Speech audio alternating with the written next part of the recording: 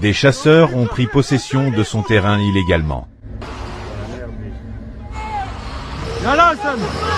Tournez-vous. Tournez-vous. Pourquoi? Course. Pourquoi il est fou? Il est fou. Il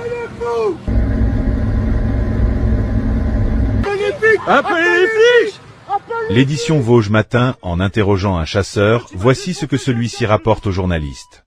Voilà ce qui s'est passé. Nous étions 3 véhicules en train de regarder une moissonneuse qui ensilait.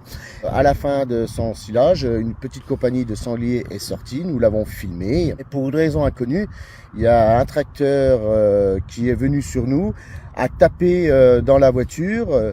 Il a descendu de son tracteur en trouvant une massette, détruit le restant de notre véhicule avec la massette. Oh oh, sors de côté, Charles. Non mais... Oh! Oui, chasseur, oui! Oh! Gros sac! Non mais toi t'es cinglé, mec! L'autre il a défoncé le 4x4! Il a reculé et là il a tapé dans les 3 voitures. Ah! Oh là là là là là. Puis est remonté dans le tracteur, essayant de nous écraser et a pris la fuite.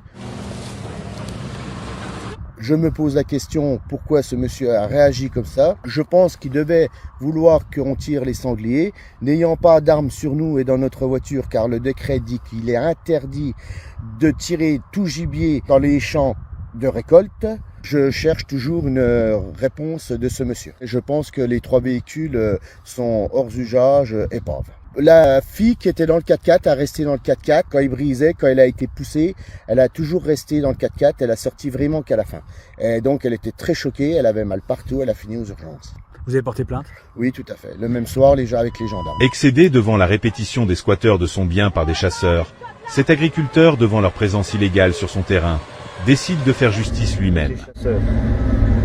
Oh là là là là là.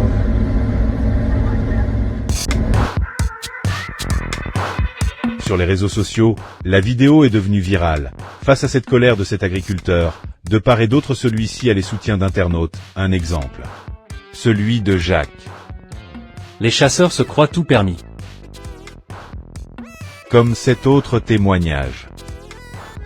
Les chasseurs ne respectent rien. Beaucoup de drames, de balles perdues.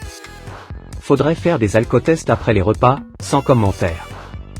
Après voilà ce qu'il se passe, gêner un agriculteur. Bref. Il a pété un câble, un drame évité. Non mais il est complètement cinglé, gros.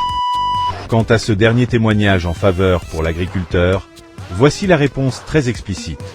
Et oui, depuis que Micron est entré en politique, il s'est toujours appuyé sur le monde de la chasse, lui, qui était présenté comme très éloigné de la ruralité, pour se faire bien voir des électeurs ruraux. Il leur a fait de nombreux cadeaux, financiers, voir dans quelle proportion les subventions à leur fédération ont été augmentées, ou sur les périodes de chasse ainsi que les types d'animaux pouvant être chassés. En conséquence, les chasseurs se croient tout permis. Dans l'attente de sa convocation devant la justice, l'agriculteur devra répondre de ses actes en mars prochain de 2026, date fixée de l'audience.